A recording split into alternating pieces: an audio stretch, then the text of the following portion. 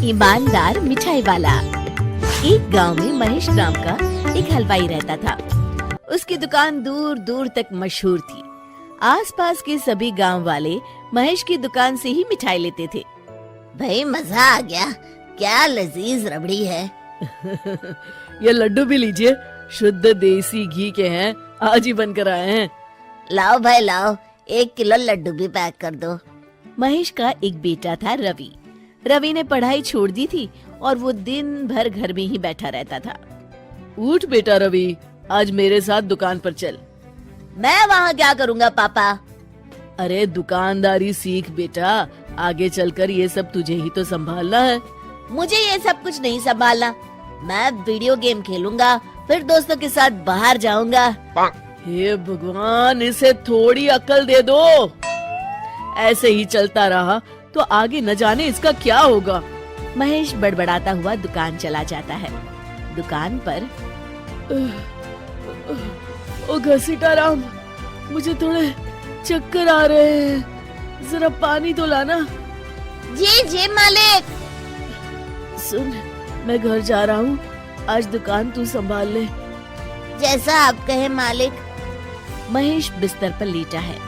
आपको बहुत तेज बुखार है, 1 हफ्ते बेड रेस्ट करनी होगी और ये दवाइयाँ लेनी होगी। हाय राम, ये क्या हो गया आपको? मैं तो 1 हफ्ते में ठीक हो जाऊंगा, पर दुकान कौन संभालेगा? आप फिक्र ना कीजिए जी, मैं रवि को समझाकर दुकान भेज दूंगी। आप बस जल्दी से अच्छे हो जाइए जी। अगले दिन रवि दुकान पर पहुंचता है। आइए आइए मालिक, मैं आप ही का इंतजार कर रहा था। क्यों? ये मेरी दुकान है, मैं जब जी चाहे आऊँ। तुम लोग सुबह से आकर काम पर लग जाया करो, समझे? जी मालिक, दरअसल लड्डू बनाने हैं तो घी लेने जाना है, 5000 रुपए दे दीजिए। 5000? तुम्हारा दिमाग तो ठीक है? इतने महंगे लड्डू बनाएंगे तो मुनाफा क्या होगा? पर देसी घी भी तो बहुत महंगा है ना मालिक। क्या जरूरत है देसी घी की? डालडा ले आओ। पर मालिक। मुझसे बहस मत करो, जितना कहा गया है करो। और क्या क्या बन रहा है? मावे की बर्फी मालिक।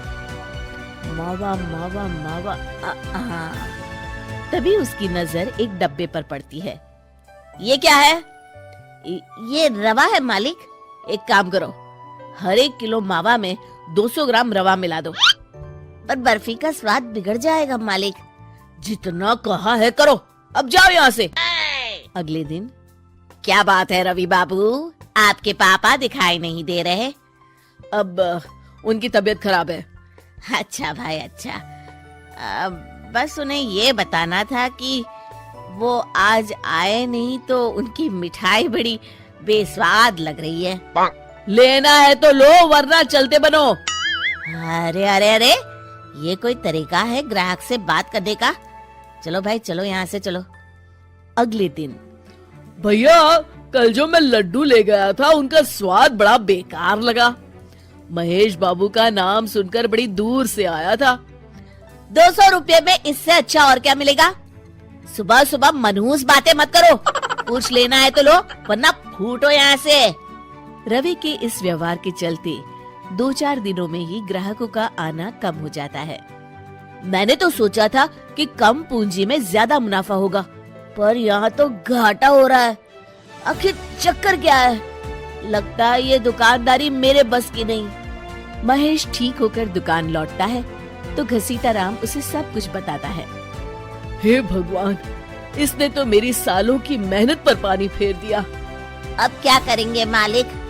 कुछ नहीं, सबसे पहले तुम पहले की तरह शुद्ध और अच्छी मिठाइयाँ बनाओ और मुझे गांव के उन सब लोगों के नाम बताओ जिनसे रवि ने बदतमीजी की।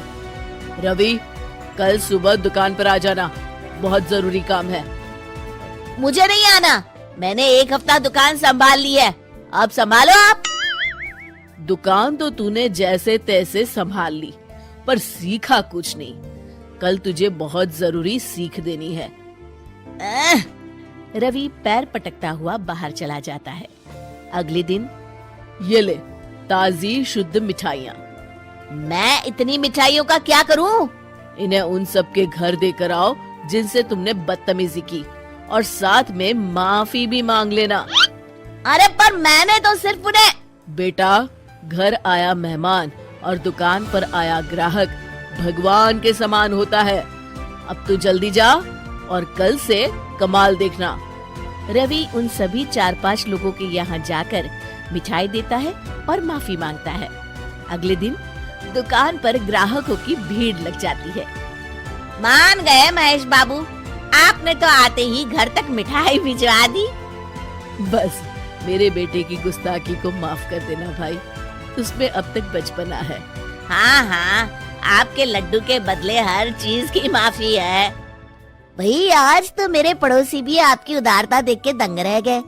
इतनी बड़ी दुकान के मालिक का बेटा घर तक माफी मांगने आया। भाई रिश्ते निभाना तो कहीं आपसे सीख है। बस आप लोगों की दया है। ताजी रसमलाई आई है, लेंगे आप? हाँ भाई हाँ, 200 ग्राम पैक कर दो। शिक्षा, सफलता पाने के लिए ईमानदार और विनम्र होना बहुत जरूरी है।